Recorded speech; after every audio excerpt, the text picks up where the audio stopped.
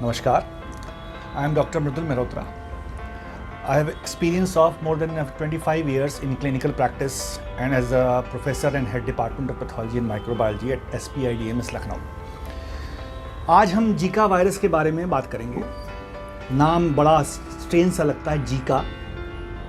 तो Zika virus का नाम एक जंगल पे दिया गया है। युगांडा में एक जंगल है, अफ्रीका में छोटा सा जंगल है जहाँ बहुत सारे कई प्रजाति के मच्छर पाए जाते हैं। उसी जंगल के नाम पर इसका नाम दे दिया गया जीका वायरस। जीका वायरस एक रेट्रो वायरस है, आरएनए वायरस है और ये मच्छर के थ्रू फैलता है। कौन सा मच्छर? एडीज एजिप्टियाई। एडीज एजिप्टियाई एक टाइगर मॉस्किटो है। टाइगर मॉस्किटो मतलब इसकी जो बॉडी पे जो धारियाँ होती हैं वो ब्लैक और सफ़ेद होती हैं। ये देखने में बहुत ही सुंदर मॉस्किटो होता है, बहुत ही सुंदर मच्छर होता है। अगर आसपास आप अपने घर के देखेंगे और मच्छर पे ध्यान दें और उस मच्छर पे अगर स्ट्राइप्स पड़ी हुई हैं तो समझ लीजिए वो टाइगर मॉस्किटो एडीज एजिप्टियाई है, जो डेंगी, जिसको हम लोग डेंगू कहते हैं, जीका और बहुत सारे और इन्फेक्शंस फैलाता है हमारी सोसाइटी में। तो डेंगी वायरस हुआ, चिकनगुनिया हुआ और जीका वायरस हुआ, इन तीनों का वेक्टर एडीज एजिप्टियाई है, जो शहरों में ज़्यादा रहता है गांव के कंपैरिजन में, क्योंकि छोटे पानी में इसके लार्वा ग्रो करते हैं। बहुत बड़े तालाब में ग्रो नहीं कर सकते, रिवर में ग्रो नहीं कर सकते। कहने का मतलब है जहाँ जल का बहाव हो रहा है वहाँ ये लार्वा सर्वाइव नहीं करता, ठहरे हुए छोटे छोटे पानी में सर्वाइव करता है। जैसे कूलर का पानी हो, गमले में पानी हो, एक्वेरियम में पानी हो, इसमें मछली ना हो, और किसी भी छोटे जगह जहाँ गंदगी इकट्ठा हो रही हो, छोटा सा पानी हो, नाली में पानी हो, नाली का बहाव रुका हो, तब ये मच्छर बहुत तेज़ी से पनपता है। और इसकी एक ख़ास बात है, ये मच्छर दिन में काटता है और हमारे यहाँ लोग क्या करते हैं, मॉस्किटो रिपेलेंट रात में जलाते हैं और दिन में गुड मॉर्निंग करके रिपेलेंट बंद कर देते हैं। तो हमें क्या करना है, दिन में भी मॉस्किटो रिपेलेंट जलाना है, रात में भी जलाना है, क्योंकि ये मच्छर दिन में काटता है।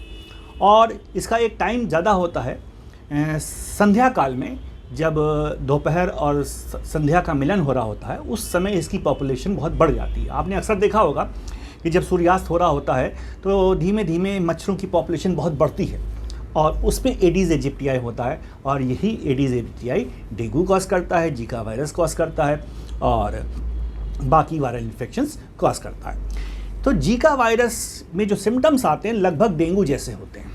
बहुत थोड़ा सा फ़र्क होता है इसमें, डेंगू के सिम्टम्स में और जीका वायरस के सिम्टम्स में फ़र्क भी बताएंगे। जो सिम्टम्स होते हैं उसके बारे में बताते हैं। बुखार आता है और इसमें आँख के पीछे दर्द होता है, जिसको रेट्रो ऑर्बिटल पेन कहते हैं। सर में दर्द होता है, नौजिया भी हो सकता है, रेड रंग के चकत्ते पड़ जाते हैं और हाथ पैरों में भीषण दर्द होता है और भयंकर कमजोरी आ जाती है। कमजोरी क्यों आती है? इसमें डिहाइड्रेशन हो जाता है, पेशेंट डिहाइड्रेटेड हो जाता है, उसका खून गाढ़ा हो जाता है और जब हम लोग टेस्ट करते हैं तो पता चलता है कि MCV या हीमाटोक्रिट, जिससे हम लोग कहते हैं HCT, वो बढ़ा हुआ पाया जाता है, यानी खून गाढ़ा हो गया।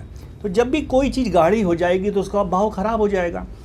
तो हमको क्या करना होता है, खून में पानी की मात्रा को बढ़ाना होता है, चाहे हम इंट्रावेनसली दें चाहे मुँह से दें। अगर पेशेंट वोमिटिंग कर रहा है, नौजिया ज़्यादा हो रहा है, तो मुंह से तो दे नहीं सकते, तब इंट्रावेनस पे आ जाएंगे। तो अगर नौजिया नहीं है, पेशेंट इतना टॉलरेट कर लेगा, तो हम मुंह से पेशेंट से कहते हैं कि आप खूब फ्लूइड्स पीजिए, चाहे उसमें तुलसी की चाय हो, गिलोय का पानी हो, मतलब पानी इज़ द कॉमन फैक्टर, या फ्रूट जूसेस हों और दूध हो, नारियल का पानी हो, खिचड़ी का पानी हो, दाल का पानी हो, एनी पानी। तो उस पर जो कॉमन फैक्टर है पानी, खूब पिलाते हैं, जिससे कि खून पतला हो जाए। जब पतला हो जाएगा तो बहाव बढ़ जाएगा, तो ऑक्सीजन कैरिंग कैपेसिटी बढ़ जाएगी और ऑर्गन्स में खाना पहुंचने लगेगा। अगर ऐसा नहीं करेंगे तो ऑर्गन फेलियर होता है, इसीलिए ख़तरनाक हो जाता है। और इसमें एक ख़ास बात है जो डेंगू से अलग है, ये एक टेराटोजेनिक वायरस है। टेराटोजेनिक वायरस क्या होता है? जो गर्भवती महिला के वर्टिकल ट्रांसमिशन के थ्रू, प्लासेंटा के थ्रू उसके बच्चे में चला जाता है। तो ये बहुत ख़ास बात है इसमें, इसीलिए ज़्यादा खतरनाक होता है अगर गर्भवती महिला को ये इन्फेक्शन हो जाए तो, क्योंकि इसमें जो बच्चा निकलता है वो बंदर जैसा निकलता है, उसका सर बहुत छोटा होता है, यानी जब सर छोटा हो जाएगा उसको हम लोग कहते हैं माइक्रोकेफेली। इसलिए जब जीका वायरस इन्फेक्शन समाज में फैलता है तो उस समय फर्स्ट ट्राइमेस्टर में हम लोग प्रेग्नेंट फीमेल्स का जीका वायरस का टेस्ट भी कर लेते हैं। अगर वो पॉजिटिव आ रहा है तो उस हिसाब से डिसाइड करते हैं प्रेगनेंसी के बारे में, इट शुड बी कंटिन्यूड और not, under the presence of a gynaecologist. तो इसलिए ये बहुत इंपॉर्टेंट हो जाता है कि बच्चा मैलफॉर्म्ड ना निकले, क्योंकि ये टेराटोजेनिक वायरस है और गर्भवती महिला में बहुत परेशान करेगा। वैसे 5 में से 1 आदमी को ही सिम्टम्स आते हैं जीका के। मान लीजिए 5 लोग हैं, 5 को जीका वायरस का इन्फेक्शन हो गया जो मच्छर के थ्रू फैला, 4 एसिम्टोमेटिक रहेंगे, उन्हें कोई तकलीफ नहीं होगी, 1 को केवल सिम्टम्स आएंगे, 1 को रैशेस पड़ेंगे, सर में दर्द होगा, 4 को नहीं होगा, लेकिन चारों में इन्फेक्शन मौजूद है। यानी कि वो 4 लोग अगर समाज में जा रहे हैं और मच्छर काट रहा है तो उस मच्छर से दूसरे मच्छर व्यक्ति को काटेगा, इन्फेक्शन होगा।